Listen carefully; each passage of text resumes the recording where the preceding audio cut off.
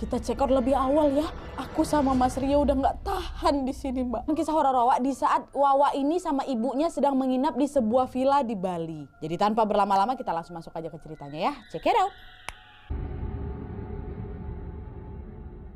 Oke Wak, jadi cerita yang akan aku sampaikan malam ini adalah sebuah cerita dari Wawa aku yang namanya Anin. Halo Anin. Nah jadi Wak, kejadian yang diceritakan Anin ini terjadi di akhir tahun 2017 di Bali. Dan pas kejadian usia Anin ini baru menginjak 13 tahun. Nah sebenarnya Wak, Anin ini memang bisa melihat dan berkomunikasi dengan mereka-mereka yang tidak bisa kita lihat itu. Tapi baru bisa mulai berkomunikasinya di pertengahan tahun 2018 kemarin. Jadi sebelum-sebelumnya Anin ini cuma bisa nengok aja. Sampai kadang Anin ini nggak bisa ngebedain mana yang manusia, mana yang bukan gitu loh Wak. Nah kejadian yang mau diceritakan Anin ini dimulai waktu Anin sama mamanya memutuskan untuk pergi liburan ke Bali dan Lombok. By the way ayahnya Anin sudah meninggal Wak, makanya mereka berliburan berdua aja. Nah waktu itu Anin sama mamanya ini ke Lombok dulu baru akhirnya pergi ke Bali.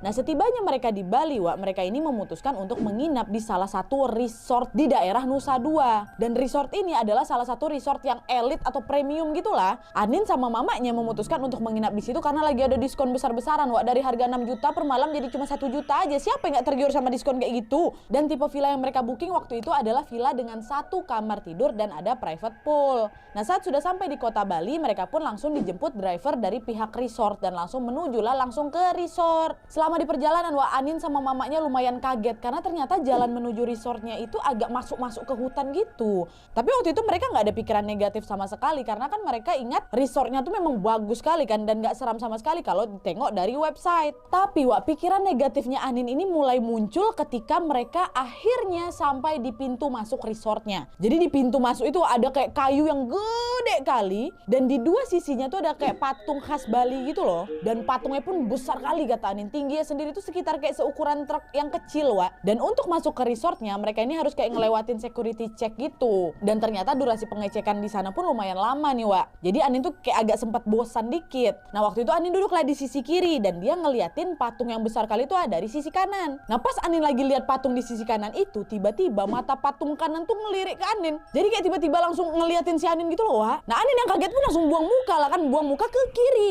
Pas dia buang muka ke kiri kan otomatis dia nengok ke patung kiri. Dan pas itu juga ternyata Anin lagi dipelototin juga sama patung sebelah kiri gitu Wak. Mata patung tuh merah kali kata si Anin. Di saat itu Anin pengen teriak kan, ya kaget lah nengok kayak gitu. Dia pengen ngomong nih sama mamanya. Tapi mamanya Anin ini orangnya pun penakut juga Wak. Di pikiran Anin, ah udahlah nggak usah aku bilang dibanding aku ngerusak momen liburan kami ya kan. Jadi akhirnya dipendam aja tuh sama si Anin. Nah singkat cerita pengecekan di security itu pun selesai Wak. Mobil yang membawa mereka ini pun langsung parkir. Jadi memang kayak nggak diturunin di lobi mereka ini Wak. Langsung ke parkiran. Ya, nah dari parkiran